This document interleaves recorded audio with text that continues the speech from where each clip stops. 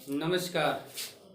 मैं संजय कुमार महाराणा प्रताप स्कूल रिठला की online class में आप सभी का स्वागत करता हूं। आज अपना टॉपिक है संज्ञा। संज्ञा के बारे में पढ़ेंगे हम। संज्ञा का अर्थ होता है कि नाम। संज्ञा का अर्थ होता है नाम, और इसका अगर शाब्दिक अर्थ ले तो संज्ञा की दृष्टि से ये सम जोड़ ज्ञा से बना है।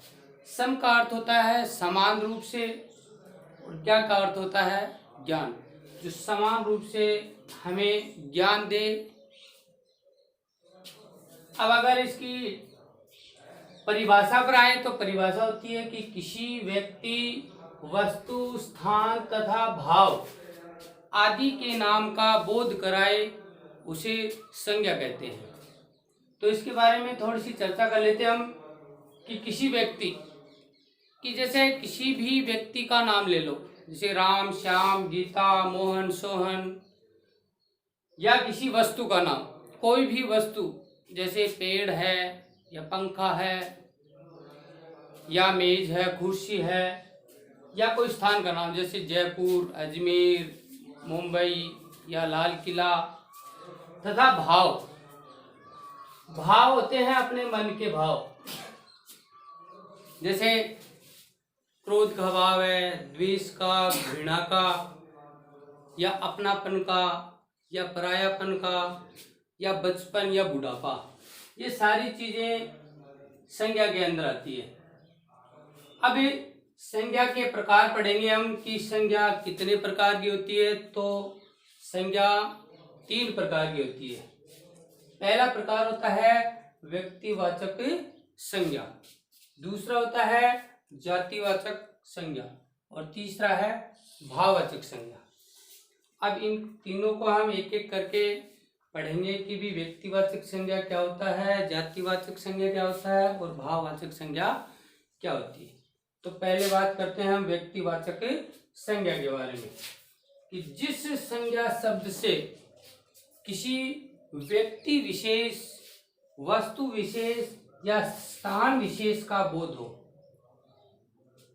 व्यक्ति विशेष जैसे पर्टिकुलर किसी व्यक्ति का नाम आए, जैसे राम या श्याम या गीता या मोहन या सोहन या रोहन, या अन्य किसी का नाम आए। वस्तु विशेष किसी वस्तु का नाम ले लो, जैसे ये पंखा है, मेज, कुर्सी, दरी पट्टी, या डस्टर, या ब्लैक बोर्ड। फिर है स्थान विशेष, किसी स्थान विशेष का नाम आए, जैसे अपना अजमेर है या जयपुर है, ये है स्थान। तो इन सभी के एग्जाम्पल वो आते हैं व्यक्तिवाचक संज्ञा में। इसमें एक चीज आपको नोट ध्यान में रखना है कि इसमें समूह नहीं आना चाहिए या किसी जाति का बोध नहीं होना चाहिए। अगर जाति का बोध या समूह का बोध होगा तो वहाँ व्यक्तिवाचक संज्ञा नहीं आएगी। ये चीज ध्यान में रखनी है आपको। फिर है जातिवाचक संज्ञा। जातिवाचक संज्ञा का दूसरा नाम है समूहवाचक। समूहवाचक बोल सकते हैं या फिर जातिवाचक बोल सकते हैं। जिस शब्द से किसी प्राणी या वस्तु की संपूर्ण जाति का बोध हो। संपूर्ण जाति का मतलब होता है कि जैसे मतलब है, अब जैसे मान लो नदी होती है, अब जैसे नदियों के अगर नाम आ जाए तो वो व्यक्तिवाचक संज्ञा में आता है, और सिर्फ अगर आ गया नदी तो वो आता है आपका जातिवाचक, क्योंकि नदी में सारी नदियां आ जाती है, इसलिए वो समूह का बोध करवा दी। इसी प्रकार जातिवाचक में जैसे पर्वत हैं, या अपने पदों के नाम, जैसे डॉक्टर का पद होता है, अध्यापक का पद होता है, किसान होता है, वो सारे जातिवाचक में आते हैं। और जैसे मान लो प्राकृतिक आपदाएं होती है, जैसे भूकंप है, ज्वालामुखी है, या तूफान है, ये सारे जातिवाचक संज्ञा में आते हैं। इसी प्रकार पशु पक्षियों के नाम हैं, जैसे गाय, भैंस, बकरी।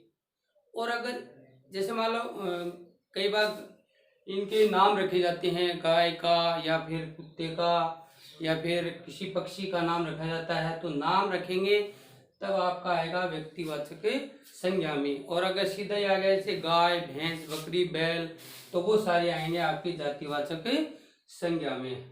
ठीक है, तो अब ये जातिवाचक संज्ञा दोबारा मैं आपको बताना चाहता हूँ कि जातिवाचक संज्ञा को ही क्या कहते हैं, समूहवाचक, समूह का बोध करवाए। अब इसमें एक चीज आपको ध्यान में रखनी है, जातिवाचक संज्ञा में एक चीज आपकी होती है अवस्थाएं। जैसे आपने विज्ञान में पढ़ा होगा अवस्थाएं कितनी होती है, तो अवस्थाएं होती है 3। अवस्थाएं कितनी होती है? 3 अवस्था होती है। अवस्थाएं होती है 3। तो पहली अवस्था होती है ठोस अवस्था, ठोस, द्रव्य और गैसीय। अब ये ठोस, द्रव्य और गैसीय है होती है अवस्थाएं।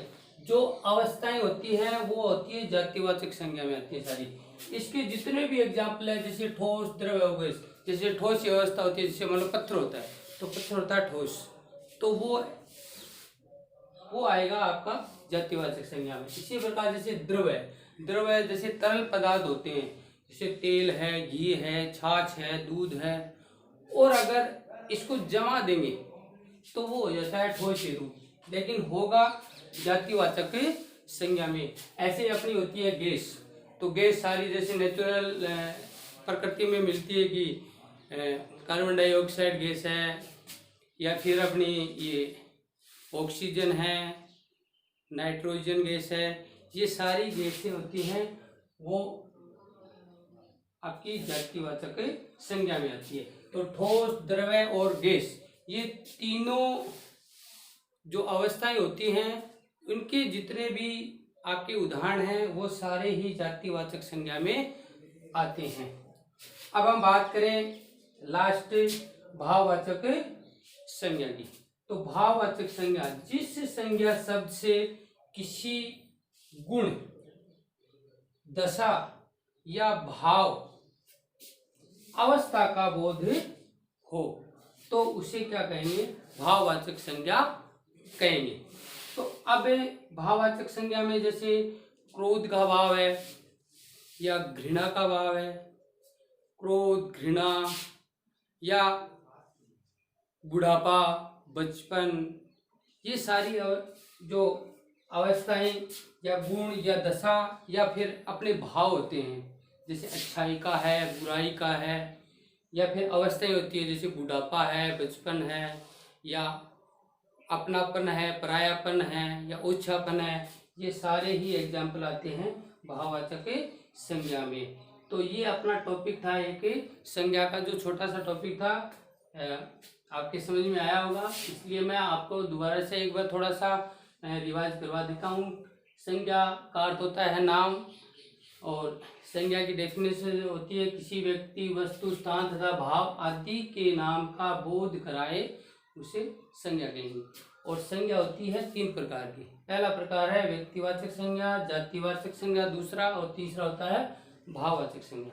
और इन तीनों का आपको पहले बता दिया कि भी व्यक्तिवाचक संज्ञा क्या होती है, जातिवाचक संज्ञा क्या होती है, और भाववाचक संज्ञा क्या होती है। धन्यवाद।